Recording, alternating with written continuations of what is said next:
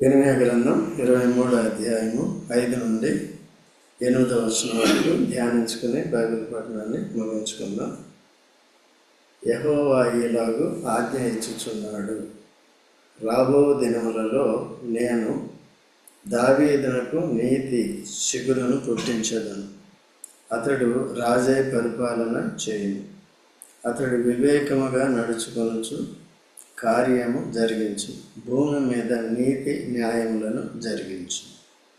పై వచనాలు గత వారంలో మనం ధ్యానించుకున్నాం. అక్కడ కాపరులను గురించి చెప్పాడు.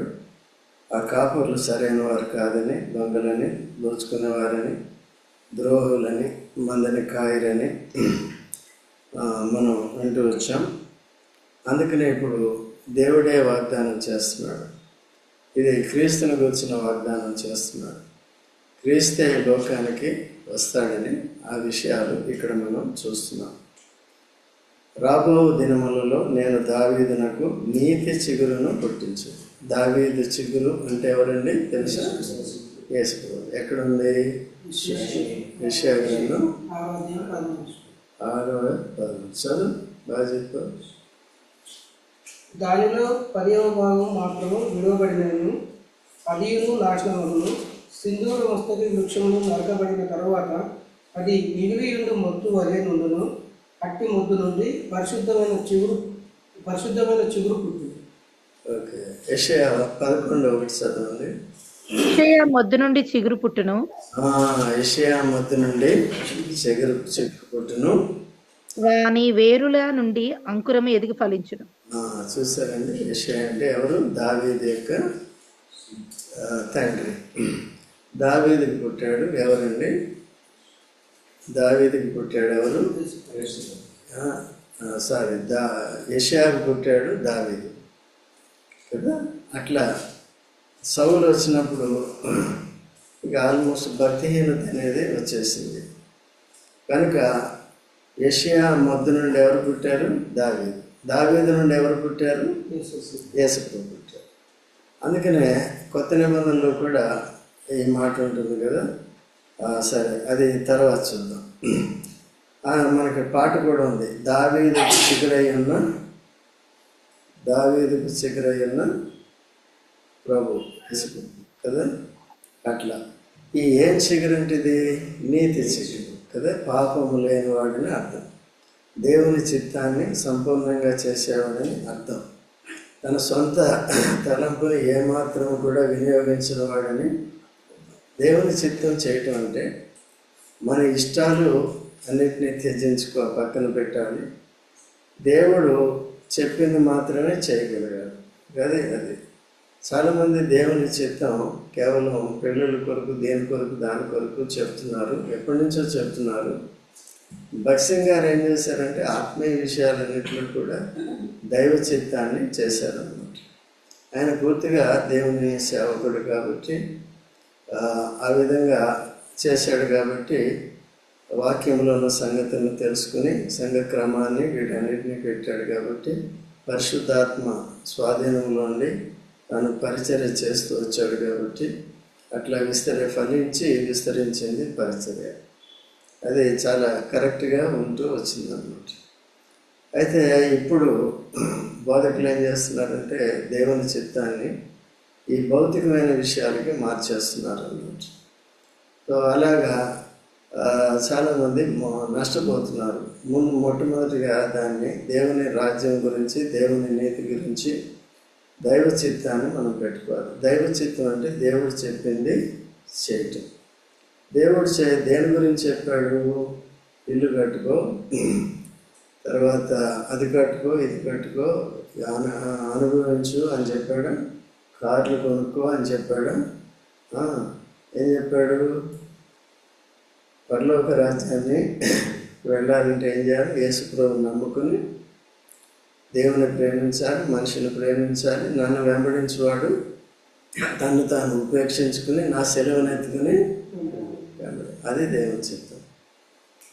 సో మనుషులంతా కూడా ఏం చేస్తున్నారంటే సాతాను యేసు ప్రభు చెప్పినట్టు భూ సంబంధమైన వాటినే సంఘాల్లో చూపిస్తున్నారు. ఓకే, అది రాంగ్ అన్నమాట, తప్పు, అది బాధ. ఆ బాధ్యత హెబ్రోను అంటే బోధకుల మీద ఆధారపడి ఉంటుంది.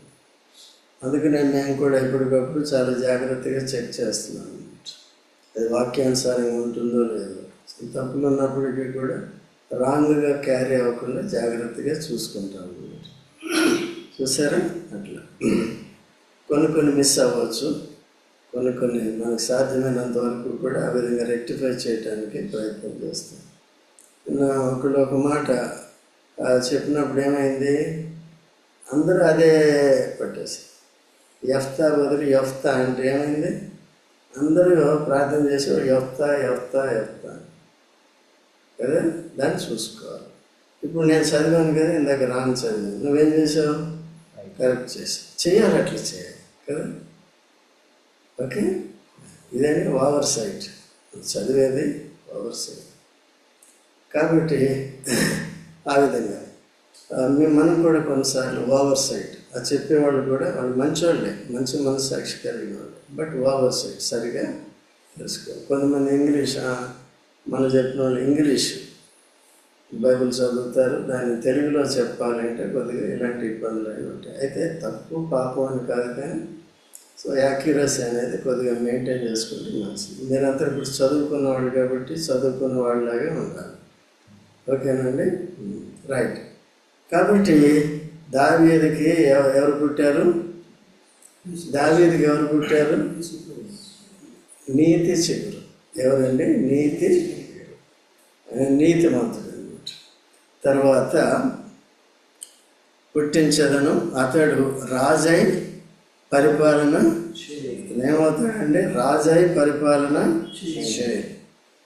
సో దావీదుకి నీతి చిగురు అంటే చూడండి, ఏం చేస్తాడంటే రాజై పరిపాలన. ఇవన్నీ కొద్దిగా మనం అర్థం చేసుకోవాలి. చూడండి, మత్తయి సువార్త 1:1. మత్తయి సువార్త 1:1 దయచేసి చదవండి. అబ్రహాము కుమారుడగు దావీదు కుమారుడైన యేసుక్రీస్తు వంశావళి. ఇది నీతి శిఖర్లు అన్నమాట. ఫస్ట్ నీతిమంతుడు ఎవరండి? అబ్రహాము తర్వాత ఎవరు నీతిమంతుడు? మంచి నీతిమంతుడు. తర్వాత అబ్రహాము కుమారుడైన దావీదు కుమారుడైన యేసుక్రీస్తు ప్రభు వంశావళి. ఇక్కడ అబ్రహాము ద్వారా, అబ్రహాం ఎప్పుడైతే తన ఏకైక కుమారుడు ఇస్సాకుని దేవునికి అర్పించాడో, హృదయంలో అర్పించేశాడో, తర్వాత ప్రాక్టికల్గా కూడా కత్తి ఎత్తేసాడో, అప్పుడు ఆగు అబ్రహామా, నీవు దేవుని వల్ల భయభక్తులు కలిగి ఉన్నావు నేను తెలుసుకున్నాను.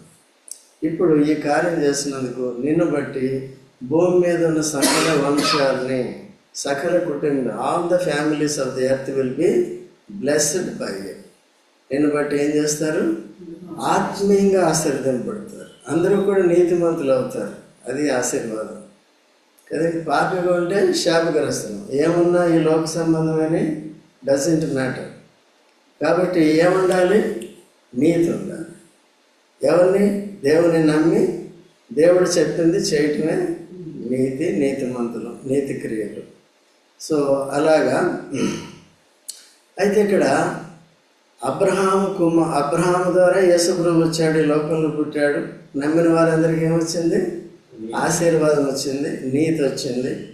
తర్వాత పరిసంబంధమైన ప్రతి ఆశీర్వాదము వచ్చింది. తర్వాత ఇక్కడ అబ్రహాము కుమారుడైన దావీదు కుమారుడైన అయితే అబ్రహాము కుమారుడిగా దావీదు వచ్చినప్పటికీ దావీదు రాజరికానికి గుర్తుగా ఉన్నాడు. Lineage of kingship, royalty. యేసుక్రీస్తు ప్రభు ఎవరిప్పుడు? రాజుగా పుట్టాడు, యూదుల రాజుగా. యూదులందరూ తిరస్కరించినప్పటికీ కూడా పాపులందరి కొరకు చనిపోయి తిరిగి లేచి ఆయన ఇప్పుడు రెండవసారి ఎలా రాబోతున్నాడు? రాజులకు రాజుగా వస్తున్నాడు. ప్రభువులకు ప్రతి మోకాలు కూడా యేసు నామం పేరిట ఏం కావాలి? వంగవలసిందే. నీవే ప్రభువు, నీవే దేవుడు, నీవే నీతిమంతుడు, నీ ద్వారానే నేను నమ్ముకున్న వారికి నీతి కలుగుతుంది. కాబట్టి అబ్రహాము ద్వారా ఏమొచ్చింది? ఆశీర్వాదం వచ్చింది. అందుకు పాపులందరికీ ఏమొచ్చింది? ఆశీర్వాదం. దావీదు ద్వారా ఏమొచ్చింది? రాజరికం వచ్చింది. రాకుమారుడిగా పుట్టాడు ఎవరండి? ఇప్పుడు తర్వాత చదవండి. అతని దినములలో యూదా రక్షణ నందును, అతని దినముల్లో యూదా రక్షణ నందును, ఇశ్రాయేలు నిర్భయముగా నివసించును, ఇశ్రాయేలు నిర్భయంగా నివసించును. యెహోవా మనకు నీతి అని అతనికి పేరు పెట్టుదురు.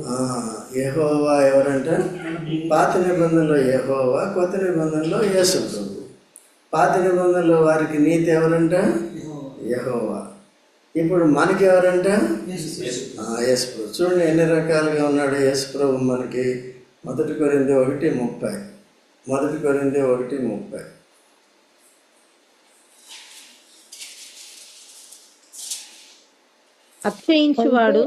అతిశయించువాడు ప్రభునందే అతిశయింపవలనను యేసు ప్రభునందే అతిశయింపవలనని రాయబడినది నెరవేరునట్లు దేని మూలంగా ఆయన మనకు అంటే అర్థం ఏంటి? నెరవేరునట్లంటే పాత నిబంధనలో చెప్పిన మాట ఏమవుతుంది?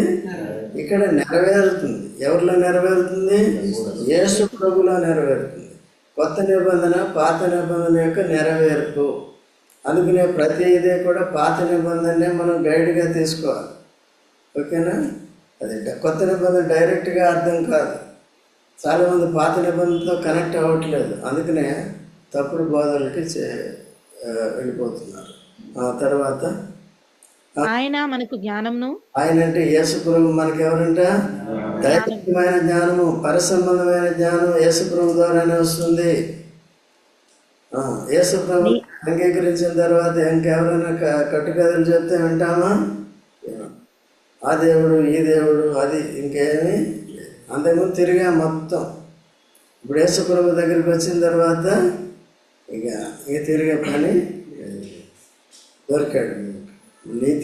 నీతిమంతునిగా తీర్చే దేవుడు వచ్చాడు.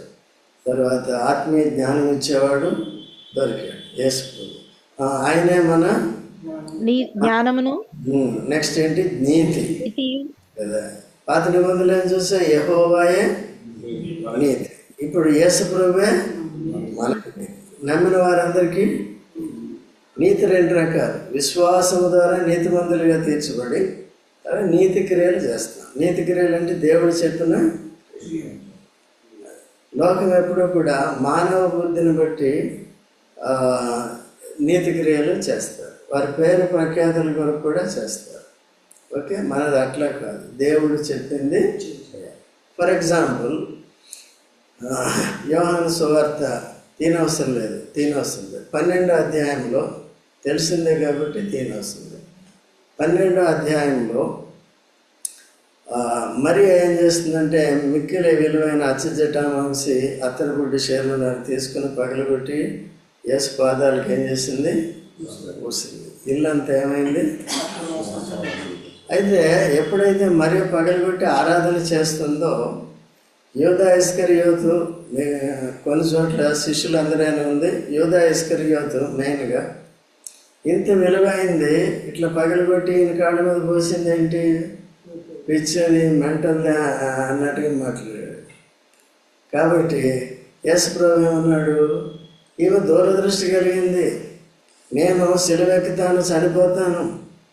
కాబట్టి నాకు అప్పుడు వచ్చి ఈ సుగంధ ద్రవ్యాలు పూసేవాళ్ళు ఎవరు ఉండరు. కాబట్టి ముందుగానే ఈమె ఏం చేస్తుంది? పూసేస్తుంది. బాడీని ఏం చేస్తుందండి? దూరదృష్టి అని చెప్పాడు. బీదలు ఎప్పుడు ఆయన ఏమంటున్నాడు? యూదా ఇస్కరియోతు బీదలకు ఇవ్వాలా దేవుడికి ఇవ్వాలా? దేవుడికి ఇచ్చేది దేవుడికి ఇవ్వాలి. బీదలకు ఇచ్చేది అది నీ ఇష్టం. దేవుడికి ఇచ్చేది ఏమంటుంది? బీదలకు ఇవ్వాలి. అమ్మే అంటారు. కాబట్టి యేసు ప్రభు అన్నాడు, బీదలు ఎల్లప్పుడు మీ దగ్గర ఉంటారు, మీకు ఇష్టం వచ్చినప్పుడు ఇచ్చుకోండి. అదే పేతురు యోహానులు ఏం చేశారు? తినవసరం లేదు. అపోస్తల కార్యములు 3వ అధ్యాయంలో మొదటి 5-6 వచనాల్లో వెండి బంగారాలు నా యొద్ద లేవు, యేసు నామంలో లేచి నడు అంటే ఏం చేశాడు? ఏది ముఖ్యం? ఆయన 10 రూపాయలు ఇస్తే బాగుపడేవాడా? లేదు. ఆయన కుంటివాడు కాబట్టి ఎవరో మోసుకొస్తున్నారు, దాంట్లో వేసి సగం వాళ్ళే తినేస్తారు, ఇంకా ఎక్కువే తినేస్తారేమో చెప్పను. లోకంలో అలా జరుగుతుంది. చిన్నపిల్లలు కూడా ఎత్తుకెళ్ళి భిక్షాటన చేయించి కొంతమంది సంపాదించుకుంటున్నారు. ఈ రోజుల్లో అలాంటివి జరుగుతున్నాయి. పిల్లల్ని కూడా అందుకని జాగ్రత్తగా చూసుకోవాలి. ఓకే అండి. కనుక డబ్బులు కాదు ఇప్పుడు ముఖ్యం. యేసు నామంలో ఏముంది? స్వస్థత ఉంది, పాప క్షమాపణ ఉంది, నీతిమంతులు అవుతారు. కాబట్టి ఆ దినాల్లో ఫిజికల్, యేసు ప్రభు ఫిజికల్గా ఉన్నప్పుడు, ఫిజికల్ కార్యాలు చేసినప్పుడు దాన్ని ఆత్మీయంగా తర్జుమా చేసుకోవాలి. మనమంతరం కూడా ఏంటంటే పుట్టుకతోనే పాపులం, అంటే పుట్టుకతోనే కాళ్ళు చేతులు లేనివారు, అడుక్కునే వాళ్ళు, దరిద్రం, దిక్కుమాలిన వాళ్ళు. అయితే యేసుక్రీస్తు నందు విశ్వాసం ద్వారా మనకేమొచ్చింది? దిగ్గున లేచి నడిచింది. దిగ్గున లేచి నడిచి ఇక్కడ ఏం చేశాడు చెప్పండి చూద్దాం. దేవాలయానికి వెళ్ళాడు. మనం కూడా యేసుప్రభువు నమ్ముకునే ఆత్మీయ జీవితంలో దిగ్గున లేచినందుకు ఇంట్లో పండుకోవటానుక దేవాలయానికి మీరందరూ వస్తున్నారు ధన్యులు. ఎందుకంటే మీరు దేవుని నీతిని నెరవేర్చు. కొంతమంది ఉన్నారు పడుకుంటారు, ఆదివారం మాత్రం వస్తారు. సో అది మంచి పద్ధతి కాదు. ఈ జనరేషన్ అట్లా తయారైపోతుంది. వాళ్ళు ఏం చేయాలి? ఈ కార్పొరేట్ చర్చెస్ వచ్చి కేవలం ఆదివారం పెట్టి కుర్చీలు ఇవన్నీ వేసి మంచిగా వేసి అట్లా సుఖాన్ని నేర్పిస్తున్నారు కదండి. అట్లా అనుకోడు. సో కాబట్టి బహు జాగ్రత్తగా మన పిల్లల్ని కూడా మనం నడిపించాలి. ఎక్కడికి నడిపించాలి? ఏది ముఖ్యం మనకి? అది పరిసంబంధమైన ఆశీర్వాదాలు శాశ్వతమైనవి, అవి చాలా ప్రాముఖ్యం. కాబట్టి ఈ లోకంలో కూడా తొలగిపోయి తప్పిపోయే ఆస్కారం కూడా ఉంటుంది. సహవాసం లేకపోతే, భయం భక్తి లేకపోతే. పైకి భక్తులు గల వారిగా ఉంటారు కానీ లోపల హృదయంలో తప్పిపోయిన వారిగా ఉంటారు. ఎవరి ఎందైనాను జీవం గల దేవుని విడిచిపెట్టి కొట్టుకుని వెళ్ళిపోయే దుష్ట హృదయమో ఒకవేళ ఎవరి ఎందైనాను ఉన్నదేమో చూసుకోండి. ఎక్కడుంది? Hebrew 3:12 ఉంటుంది. తర్వాత చూసుకోండి. కాబట్టి అట్లా యేసుక్రీస్తు మనకేమయ్యాడు? దైవజ్ఞానము, దైవనీతి, పరిశుద్ధత. పరిశుద్ధులం కాదు, మనం పరిశుద్ధపరచబడ్డాం. ఎందుకు పరిశుద్ధపరచబడ్డాం? పరిశుద్ధంగా జీవించటం. ఎందుకు పరిశుద్ధంగా జీవించాలి? మన దేవుడు పరిశుద్ధుడు, మన యేసు ప్రభు పరిశుద్ధుడు, మన యేసు ప్రభు నీతిమంతుడు. ఎటువంటి అపరాధం లేదు ఆయనలో, ఎటువంటి పాపం లేదు. ఇంకోటి, దేవుడు తండ్రి చెప్పినట్టు తూచా తప్పకుండా 100% చేసి తన స్వబుద్ధిని అంతా పక్కన పెట్టు. తనకు కూడా ఇష్టం ఉందని చూపించాడు గెత్సేమనే తోటలో. ఈ భయంకరమైన పరిస్థితిని ఎంతో దుఃఖాక్రాంతుడై నీ చిత్తం అయితే ఈ పాత్రను తొలగించు, ఈ శ్రమను తొలగించు, ఈ సిలువను తొలగించు అంటే అయినప్పటికీ నీ చిత్తమే సిద్ధించిన కాక దేనికి అప్పగించుకున్నాడు? అది దైవ చిత్తం అంటే. అర్థమైందా? దేవుని కొరకు ఎంత శ్రమ అనిపిస్తున్నాం, ఆయన ఇచ్చిన పని ఏంటి, దానికి మనం ఎంత క్రయాన్ని చెల్లిస్తున్నాం అనేది ఉందా?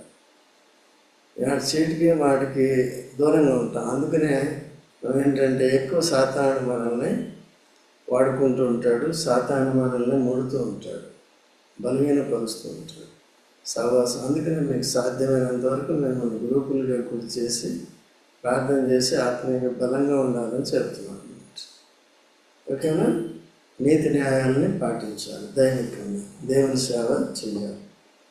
కనుక ఆ విధంగా యేసు ప్రభు మనకి జ్ఞానము, నీతి, పరిశుద్ధత, విమోచన అయ్యాడు. దేని నుంచి విమోచించాడు మనల్ని?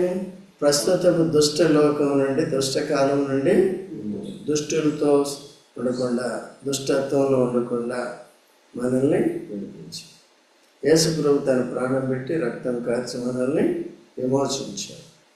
తర్వాత నరకము నుండి మనల్ని విమోచించాడు కదా.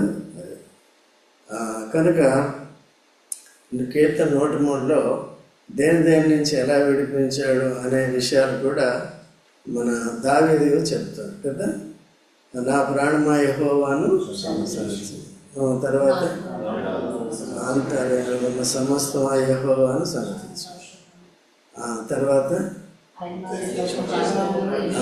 ఆయన చేసిన ఉపకారములు దేన్ని తర్వాత దోషాలను ఏం చేస్తాడు? క్షమించేవాడు. సంకటములను కుదుర్చేవాడు. మన రోగాలంటే ఆత్మీయ రోగాలు, చెడ్డ మాటలు, వ్యతిరేక మాటలు, అవిధేయత, అపవిత్ర మాటలు, అపవిత్రమైన పనులు, నానా విధాలుగా చేసేవన్నీ కూడా ఏంటంటే సంకటం. సంకటాలన్నీ ఏం చేస్తాడు? ఎట్లా కుదురుస్తాడు? అవసరమైతే విరగొట్టి నడగొట్టి. ప్రస్తుతానికి తానే విరగొట్టుకున్నాడు మన కొరకు యేసు ప్రభువు.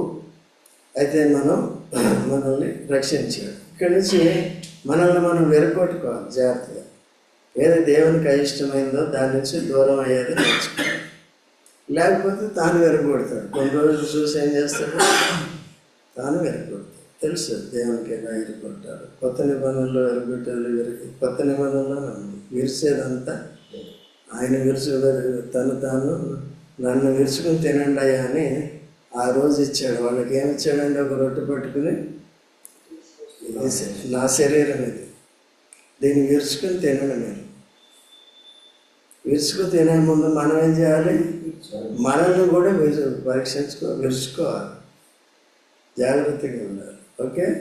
సో జ్ఞానము, విమోచన. అట్లా విమోచన అంటే విడుదల. విమోచన అంటే అర్థం ఏంటంటే తాకట్టు పెట్టిన దాన్ని విడిపించటాన్ని అర్థం.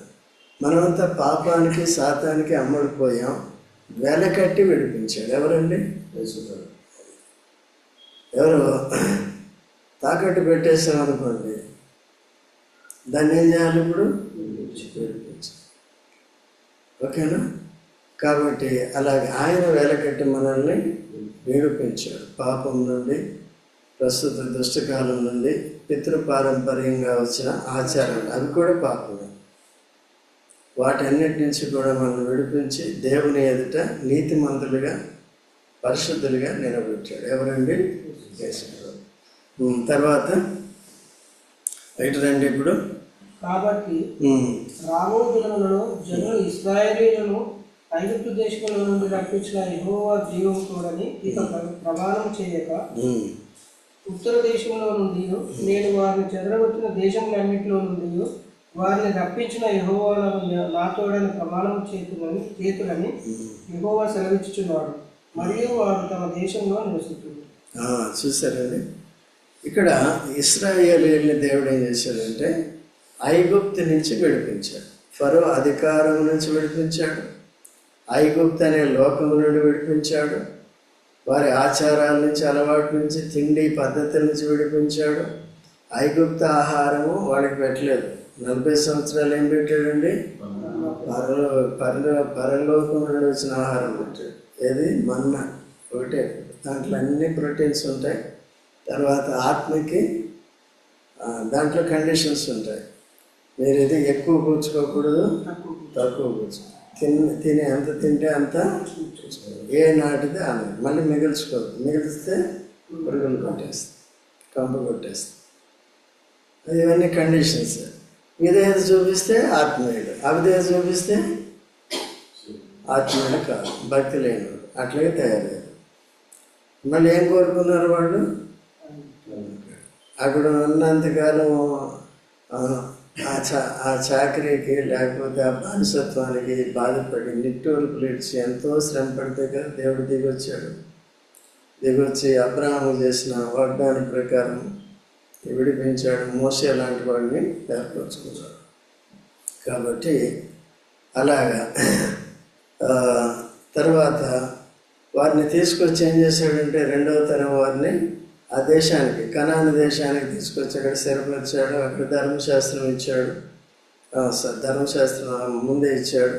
ధర్మశాస్త్రాన్ని పాటించడానికి అంతా అక్కడ ఇచ్చాడు. గుడి వారి మధ్యలో కూడా కట్టాడు. గుడి కూడా ఉంది మధ్యలో. గుడి అంటే అప్పుడు గుడారం ఉంది కొంతకాలం. సొలొమోను వచ్చిన తర్వాత దాన్ని పర్మనెంట్గా చేశాడు. కాబట్టి ఇవన్నీ చేసిన తర్వాత వాడు మళ్ళీ పాపం చేశారు. ఎవరు ఎత్తుకెళ్ళారు? బబులోను రాజు ఎత్తుకెళ్ళారు. బబులోనికి 70 సంవత్సరాలు ఏమయ్యారు? ఓకే అండి. అయితే ఇప్పుడు ఏమంటున్నాడంటే ఉత్తర దేశములో నుండి నేను వారిని చెదరగొట్టిన దేశములన్నిటిలో నుండి వారిని రప్పించి నా యెహోవానగు నా తోడని ప్రమాణము చేతురని యెహోవా సెలవిచ్చుచున్నాడు. మరియు వారు తమ దేశములో నివసించారు. కాబట్టి 70 సంవత్సరాల తర్వాత వారిని తిరిగి తీసుకొని వచ్చి వారి దేశంలో నివసించేటట్టు చేశారు. దీనికి ఇంకొక రకంగా ఇప్పుడు మనం యేసుక్రీస్తు ప్రభులో నీతిమంతులుగా తీర్చబడి సంఘముగా సమకూర్చబడి దేవుని సేవ చేస్తాం. చివరికి మనం చనిపోయినా సరే, యేసు ప్రభు రెండోసారి వచ్చినా సరే మనం ప్రభు దగ్గరికి వెళ్ళిపోతాం కదండి. ప్రభు దగ్గరికి తీసుకెళ్ళి అయితే పరలోకములో ప్రభు ఎక్కడుంటే అక్కడ శాశ్వత కాలం ఉంటాం. మళ్ళీ ఎక్కడికైనా ఐగుప్తుకి వెళ్తామా, పడలేము, లేకపోతే బబులోనికి వెళ్తామా, ఎక్కడ ఉంటామండి?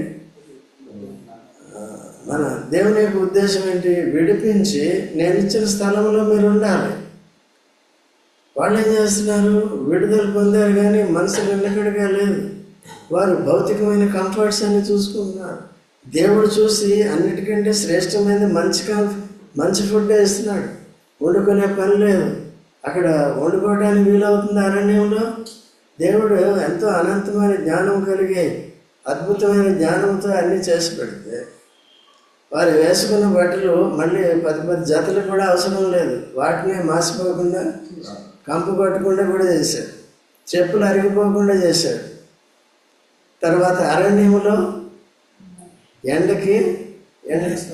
దెబ్బ తగలలేదు, నైట్లో వెన్నెల దెబ్బ తగలలేదు. ఇశ్రాయేలుని కాయవాడు ఆయన. వీళ్ళు నిద్రపోయారు, ఆయన పన్నాడు మేలుకోకుండా. అర్థమైందండి. ధోనిలో మత్తయి సువార్త 8వ అధ్యాయం తినవసరం లేదు, 8వ అధ్యాయం. ధోనిలో శిష్యులు మెలకువగా ఉన్నారు, యేసుప్రభు నిద్రపోయాడు. ఎందుకు?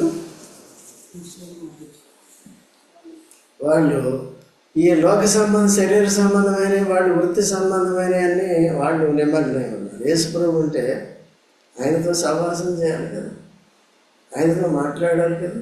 బోధించు ప్రభు, ఏమన్నా బోధించు ప్రభు, ఇప్పుడు ఎక్కడికి వెళ్తున్నాం, ఏం చేయాలి, ఇవన్నీ కూడా ముందుగానే చెప్పాడు. మనం గణేశ్వర దేశానికి వెళ్ళాలి కదా. అయితే వీళ్ళు ప్రభు మీద మనసు పెట్టుకోలేదు. వారి మనసు ప్రభు మీద ఆనుకోలేదు. ఎవరి మనసుని మీద ఆనుకున్న వారిని శాంతి గలవానుగా కాపాడదు. 26 యెషయా 3 పర్లేదు. కాబట్టి పెట్టుకోలేదు. ఆ చూడు, చేపలు అక్కడైతే బాగుంటాయి బాబు, పేదలు చెప్పాను, అక్కడైతే మంచి దొరుకుతాయేమో బాబు అని పెట్టుకున్నాడు. ఈయన ఏం చేశాడు? అయితే ఏమొచ్చిందండి? తుఫాన్ వచ్చింది, గాలి తుఫాన్. ఎక్కడి నుంచి వచ్చింది? వాయుమండల సంబంధమైన అధిపతి పనిచేశాడు. వాడికి తెలుసు ఎవరు వస్తున్నారు ఇక్కడికి. యేసు ప్రభు వస్తున్నాడు నన్ను నిలబెట్టడానికి. కాబట్టి వీళ్ళేమో ఆయనతో ఐక్యత లేదు. కాబట్టి వీళ్ళేమో ఈలో ప్రకృతి సంబంధమైంది, వృత్తి సంబంధమైంది మాట్లాడుకుంటున్నారు. ప్రభు మీద ఆధారపడలేదు. ఇప్పుడు చూడండి, మనం సువార్తకి వెళ్తాం, ఇక్కడ మనం ఏం చేస్తాం? వారం అంతా ప్రార్థన చేస్తాం, ప్రతిరోజు ప్రార్థన చేస్తాం. ఎందుకని లేకపోతే సాతానుడు వెళ్ళి వాడు వచ్చి పని చేస్తాడు. ఈ వారం అక్కడికి వస్తారు కదా అని ముందుగానే వచ్చి ఏదోటి ఆటానికి పిలుస్తాడు. లేకపోతే అక్కడే ఉండి కార్యం చేస్తాడు, 10 మందిని లేపుతాడు. వాడికి అన్నీ తెలిసిపోతాయి. అర్థమవుతుందా? మన ప్లానింగ్, మన అనౌన్స్మెంటు అన్నీ కూడా వాడికి. అందుకనే మనం ఎవరి మీద ఆధారపడాలి? సాతాను భయపడేది ఒకే ఒక్కరికి. ఎవరికి? అంతే. యేసు ప్రభు పేరు చెప్తే చాలు, యేసు ప్రభు రక్తాన్ని చూపిస్తే చాలు, వాడికి ఏముంటుంది? భయం. భయపెట్టినావా? ఎవరికి భయం? భయపెట్టగలవు సాతాన్ని? నువ్వు భయపడతావు సాతానికి? భయపడవా? చూద్దాం. రైట్. కాబట్టి ఆ విధంగా ఏమైందండి?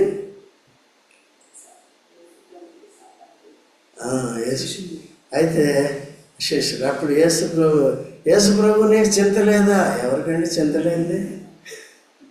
మేము నశించిపోతున్నాం, నీకు చింత లేదా? మిమ్మల్ని ఊరికే మీ ఇష్టానుసారంగా జీవించి నీకు ఆపద వచ్చినప్పుడే నేను కావాల్సింది. పరిస్థితి అంతా అలాగే ఉంది కదా. యవనస్తులు ప్రతిరోజు చెప్తున్నాం, ఇక్కడే వినట్లేదు కొంతమంది. ఇట్లా తీర్మానాలు చేసుకుంటున్నారు, మళ్ళీ పాటించట్లేదు. ఓకే, మరి మీకు ఆపద వచ్చినప్పుడు ఇట్లా అవుతుంది, యేసుప్రభు రాడు, మీరు శ్రమ పడవలసి వస్తుందంటే సరే అంటున్నారు, మళ్ళీ చేసేది చేస్తాను. పెద్దవాళ్ళు కూడా కొంతమంది అలాగే చేస్తున్నారు కదా. ఎప్పుడు ధోని సంఘానికి గుర్తు అనుకుంటే ధోనిలో ఎవరు ఉండాలండి? యేసుప్రభు. యేసుప్రభు నిద్రపోవాలా? నిద్రపోనప్పుడు ఏం చేయాలి మనం? ఆయన వాక్యాన్ని ద్వారా ఆయనతో సహవాసం చేస్తాం. విని గ్రహించి దాన్ని హృదయంలో భద్రపరుచుకుని ఆ ప్రకారం జీవించడానికి నేను నేర్చుకుంటున్నానని చెప్పాలి. ఆయన్ని ఆ వాక్యం ద్వారా ప్రార్థించే విషయాలు ప్రార్థించాలి, ఆరాధించే విషయాలు, స్తుతించే విషయాలు స్తుతించాలి. ఇవన్నీ చేయాలి. తర్వాత మనకున్న పరిచర్య నిమిత్తం మనం ప్రార్థన చేయాలి. పరిచర్యలో పాలు పొందేవారు ఇలాగా భయభక్తులు కలిగి నడుచుకునే వారికి దేవుడు ఏం చేస్తాడు? భౌతికంగా ఒకవేళ సాతాను శోధించినప్పటికీ కూడా ప్రార్థన చేసినప్పుడు వెంటనే దేవుడు ఏం చేస్తాడు? ఇన్వాల్వ్ అవుతాడు. ఓకేనా? కొన్నిసార్లు దేవుడు పరీక్షిస్తాడు. 10 దినములు మీకు శ్రమ కలుగు, నమ్మకం ఉండాలి. నానా రకాలుగా ఉంటుంది. అయితే ఏంటంటే కాపురత్వం కింద ఉండే కాపులు చెప్పేది నేర్చుకోకపోతే తర్వాత వారి శిక్ష వాళ్ళు అనుభవించవలసిందే. అట్లా లేకుండా బహు జాగ్రత్తగా మనం ఉండాలి. కనుక ఇప్పుడు దేవుడు మనల్ని తీసుకొచ్చి ఎక్కడ పెట్టాడు? సంఘంలో పెట్టాడు కదా. సంఘంలో ఉండాలి, వద్దా? ఉండాలి. ప్రతి పరిచర్యలో కూడా పాల్పొందటానికి సిద్ధపడాలి. సహోదరులు అందరూ చాలామంది పాల్పొందుతున్నారు. సో ఉద్యోగానికి వెళ్ళేవాళ్ళు విని వాక్యాన్ని వింటున్నారు. సో ఆ విధంగా ప్రార్థన అనేది చేస్తున్నారు. పరిచర్యలో కూడా అందరూ కూడా ఏం చేయాలి? మనం ఈరోజు ఏమైనా నేర్చుకుందాం. మనం యేసుక్రీస్తు ప్రభువుకు వచ్చిన వాగ్దానం నెరవేరిందా లేదా? పాత నిబంధనలో ఇశ్రాయేలుకి నీతి ఎవరు? కొత్త నిబంధనలో యెహోవా అని నమ్ముకుంటేనే నీతిమంతులు అవుతారు కదా. అబ్రహాం ఎవరిని నమ్ముకుంటే నీతిమంతుడయ్యాడు? అంతే.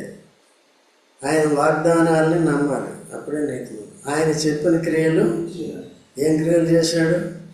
నీ ఏక కుమారుడు తీసుకొచ్చి మనం ఏం చేయగలమా? రమ్మంటేనే రాదు కదండి.